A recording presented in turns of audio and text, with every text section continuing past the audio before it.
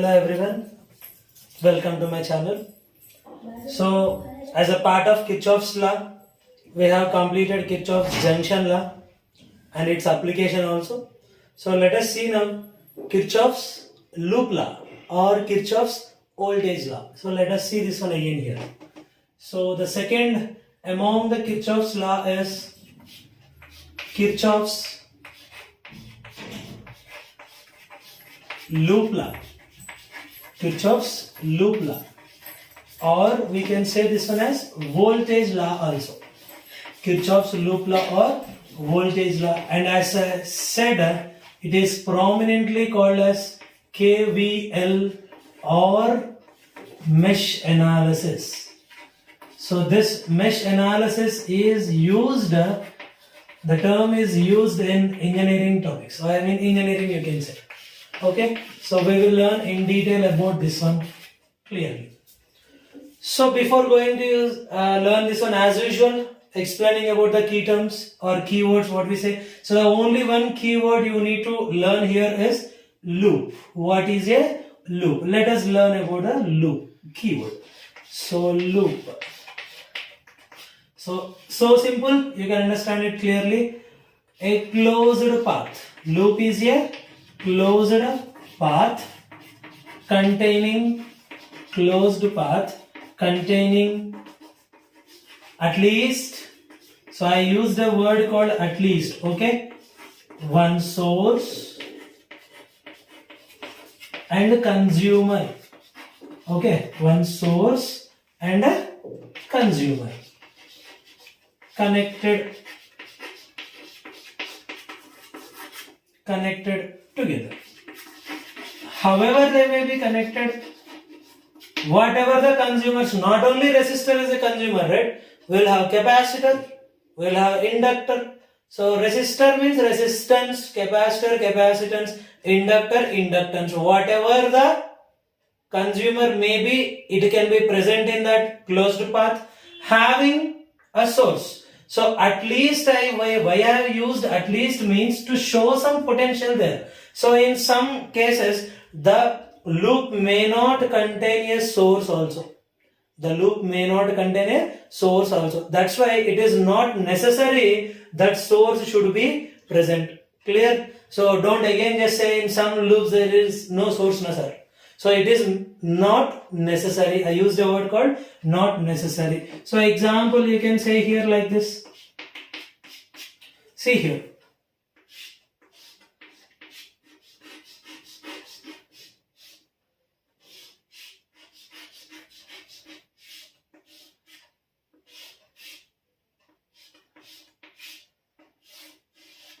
So if you see in this diagram here, there are two sources.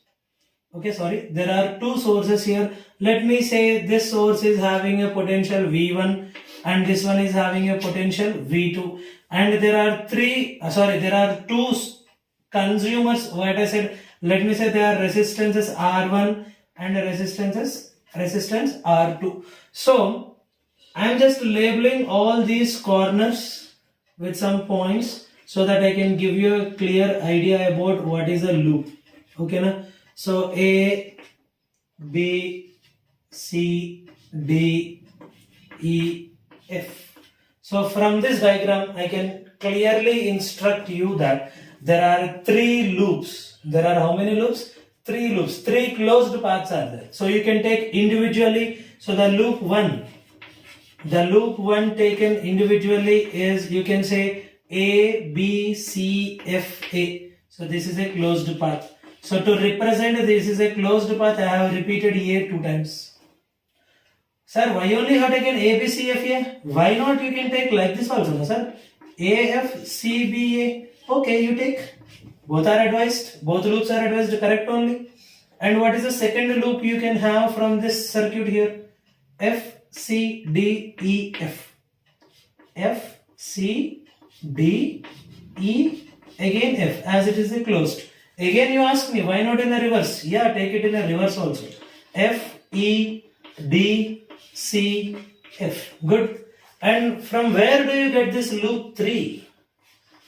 This is another thing. The loop 3 is the outermost one. You can see here this one. So don't consider the middle one. You can take, see here, A, B, D, E, A. The loop you can say A, B, D, E, A. As usual in reverse order, A, E, D, B, A. So these are the three loops present in the circuit. So according to the definition, loop is a closed path containing at least one source or a consumer. So if you consider this loop, one source was there, two consumers are there. In this loop you have seen one source and one consumer is there. In the outer loop you can say one source and two sources and one consumer was present. So like this, the loop is being defined. Okay, so as we have seen the loop clearly, the definition for loop, let us see the statement of what you say, Kirchhoff loop law or Kirchhoff voltage law or mesh analysis. In short, you can write it as KVL. So statement. Okay, statement for KVL. So the same word I would like to use you again here. What is that? The algebraic sum. The algebraic sum of all potential drops. Of all potential, or you can say potential drops, whatever it is, both. Okay, across the elements present in a loop. Across the elements present in a loop is 0. Elements present in a loop. In a loop is once again to be 0. So this is your Kirchhoff loop law statement. The algebraic sum of all potentials or potential drops across the elements present in a loop is 0. So this is the final thing you can say directly. So with a small example, I will show you this one, how to do, and how you have, how I have taken all these things, everything, the convention and all, etc. We will see in the continuous topic now here itself. So let me say this is a small thing considered here. This is A and this is B. If you can say like this, A and B. So as an imaginary thing, I would like to show with a small dotted line, as this one is a loop. Okay, now showing this is a loop completely. So to write down this equation, potential, what I said, the algebraic sum of all potentials or potential drops across the elements present in a loop is 0. So assume the potential or whatever this battery is having or source is having be V. So therefore, how can I write the potential at A? VA, and the direction of current assume in this way, and let me say the resistance of the current is the resistance of the resistor is R. So VA, and what you can say this one here, minus IR, and this is minus V, and here this is VB, right? So you can say directly minus VB. Overall it is equals to 0. So you can say this is one loop equation where you can apply this Kirchhoff's voltage law, saying that the sum of all potential drops in a loop is equals to 0.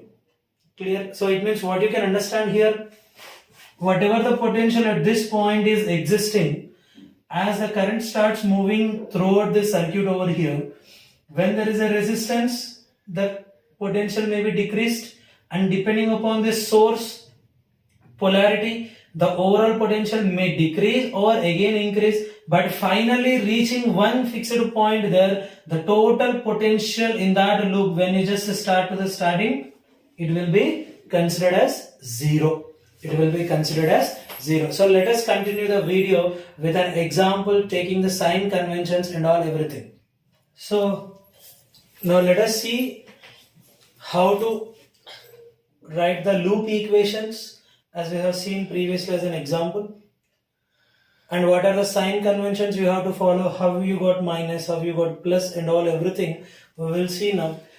Taking the same example but having some more some modification.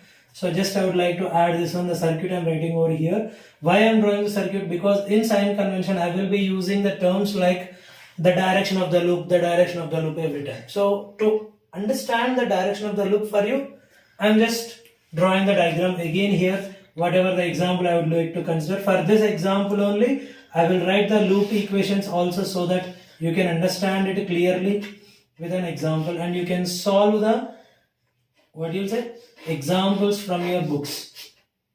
So this is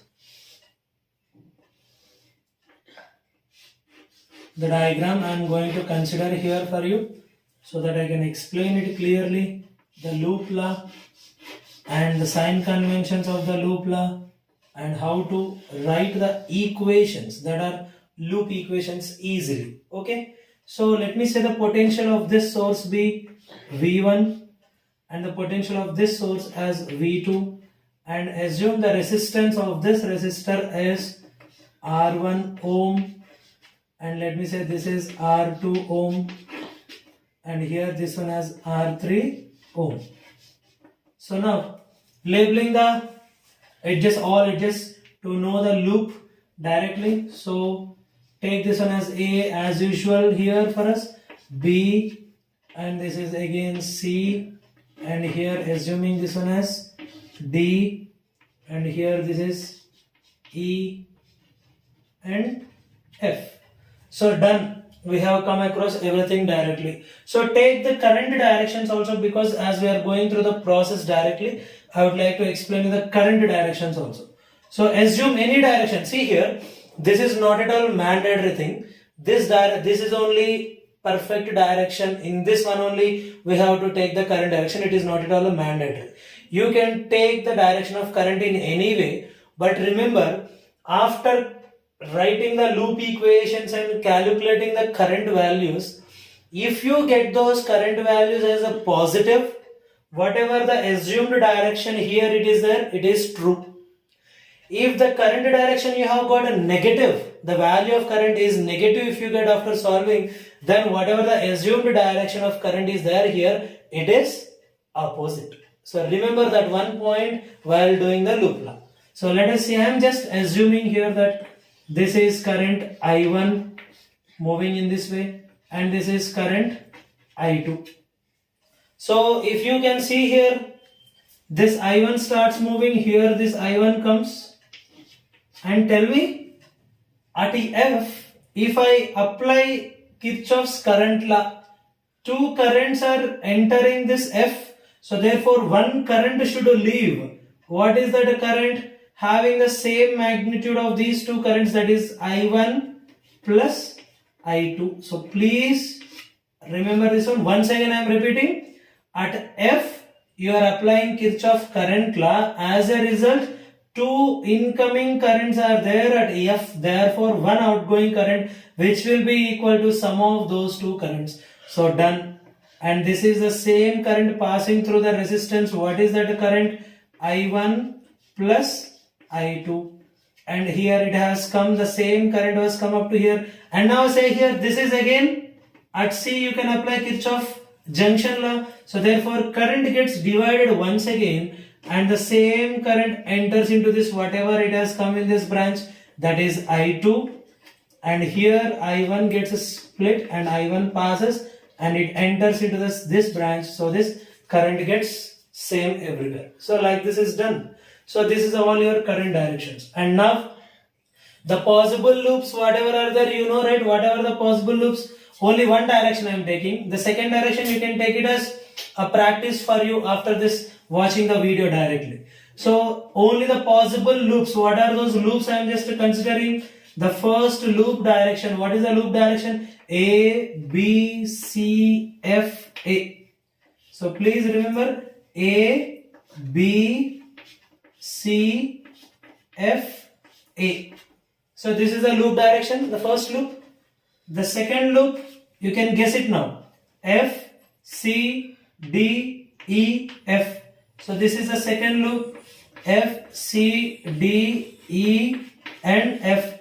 And the third loop also, now you can guess what is that third loop. A, B, D, E, A. So the third loop is A, B, D, E and A. So why I am writing these loop equations again before sign convention? Because I said I will be using one word called loop direction. For that reason only I have written for your understanding things. So what are those sign conventions? Let us write the sign convention which is used in this loop law, that is Kirchhoff voltage law or KVL.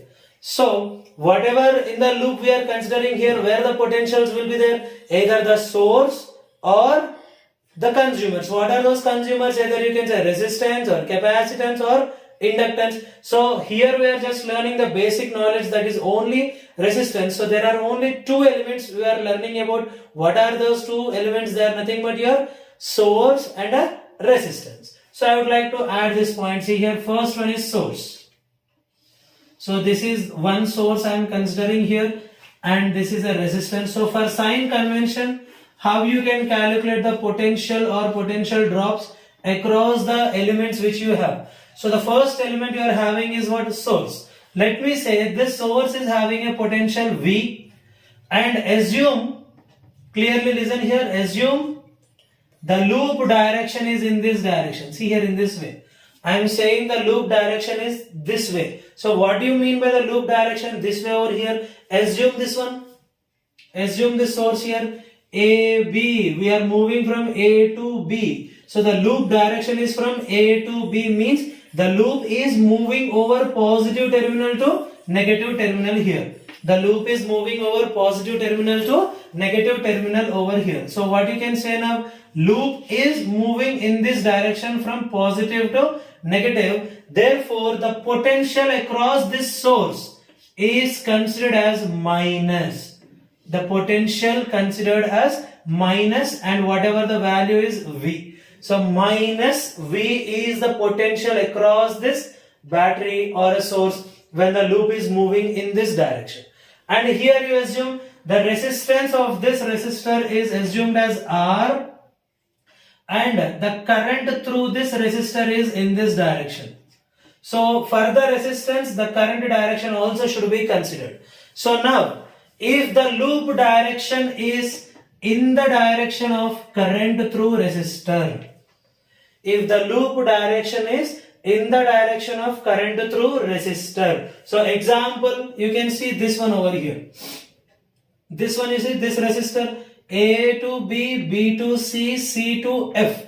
In the movement of C to F, the loop direction and the current direction are same. See, the loop direction is from C to F, and the current direction is also in the same thing. So therefore, here the potential drop across the resistance should be considered as again minus, and the potential drop from Ohm's law, V equal to IR. So I into R. So this is for this direction. And again assume the same source and the consumer, that is your resistance. And again I am saying that the same over here. And this is having resistance R, and this is having a potential V. So now this is positive and this is negative. Now if the loop direction is opposite, now if the loop direction is from negative terminal of a source to positive terminal of a source, here also assume the direction of current in this one only, and if the loop is in opposite direction to the direction of current through resistor. Examples for this here you can see. This one you see, this source V2 you can see here. The loop direction is from C to F, so that you are moving from negative terminal to positive terminal. This one only, right? Negative to positive. So therefore the potential across this source should be considered as plus V. The potential across this source should be considered as plus V. And here you can see the direction of current and the direction of loop are in opposite. So as a result, the example for this one, you can see this resistor F, C, D, E, F. So moving from D to E, left side, but the current is moving towards right side. So opposite direction, right? So therefore here the potential across this resistance should be considered as plus, and from Ohm's law potential is equals to I into R. So plus I R. So thus these are the sign conventions to be used in while writing the loop equations for the Kirchhoff loop law. So now we will continue the video as we have seen the sign conventions. So now we will write the loop equations for the same example considered. Okay, so let us see this one.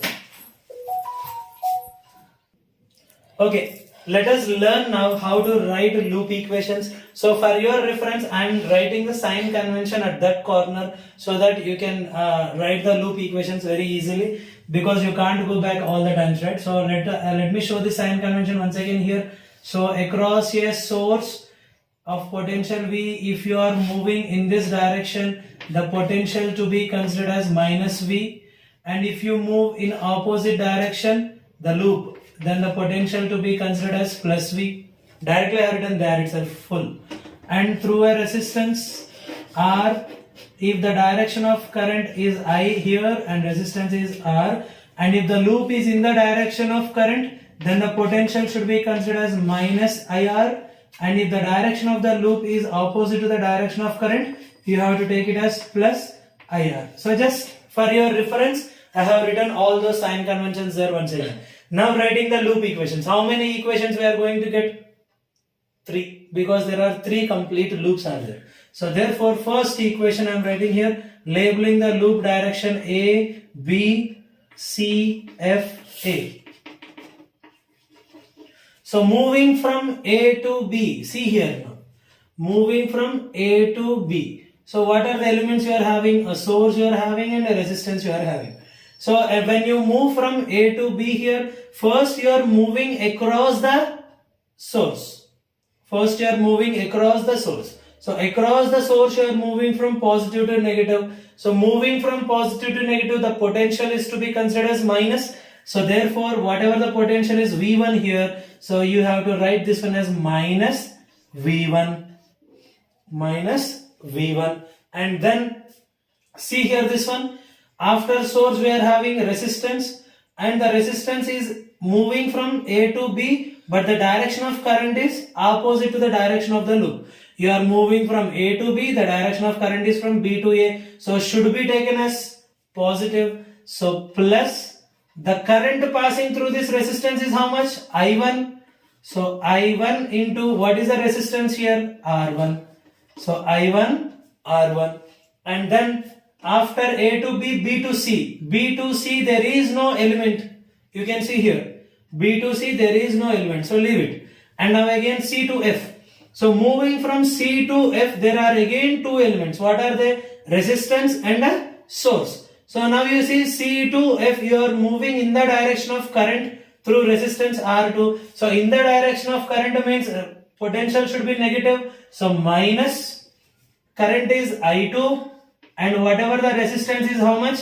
R2. So minus I2 R2, done.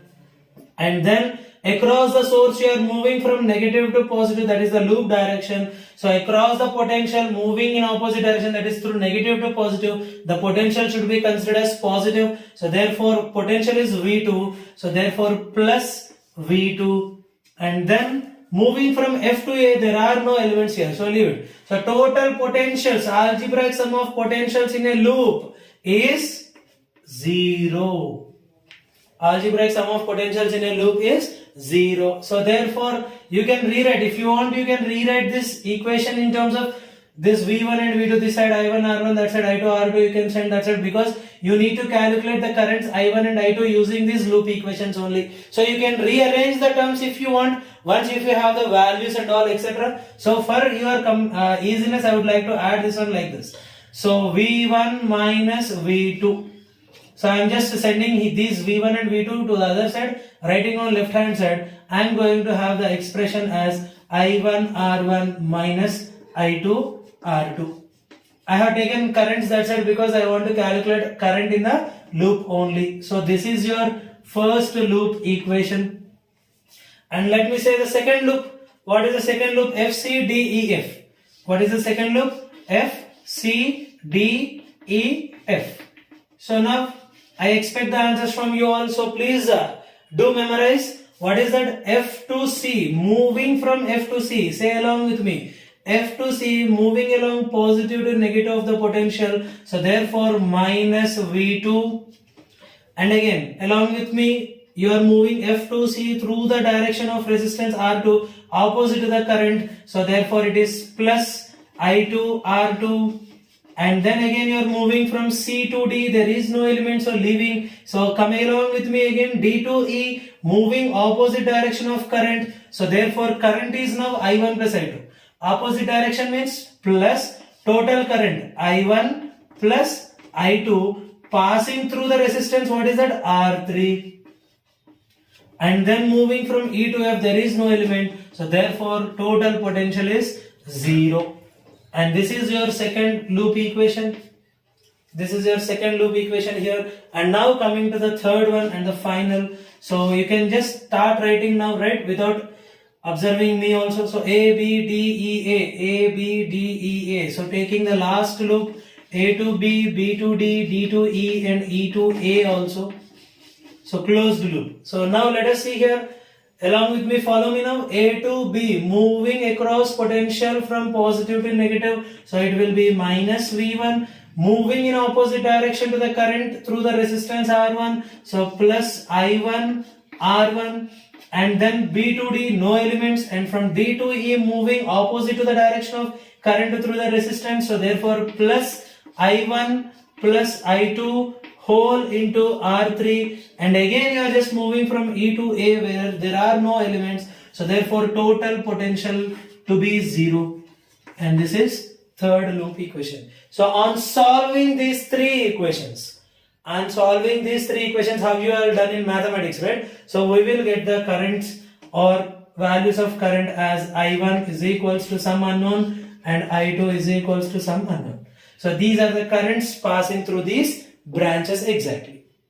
So thus we will be having the application of this loop law to find out the currents given in a whatever the loops considered. That is, this is nothing but Kirchhoff loop law or Kirchhoff voltage law, and in terms we can call it as even mesh analysis. So mesh is a closed path, right? So this is a mesh directly. So you can say in that way, in engineering we will be seeing that mesh analysis topic there. So I hope you all understood how you are able to write these loop equations. So I request you to watch the video once again carefully so that you are not missing anything or any small point also where you are going to do a mistake while writing these loop equations. And please, I request you to remember these sign conventions. Don't just by heart it, try to understand how they have come. Is that clear? So I hope you all understood the video. Thank you very much. Have a nice day all.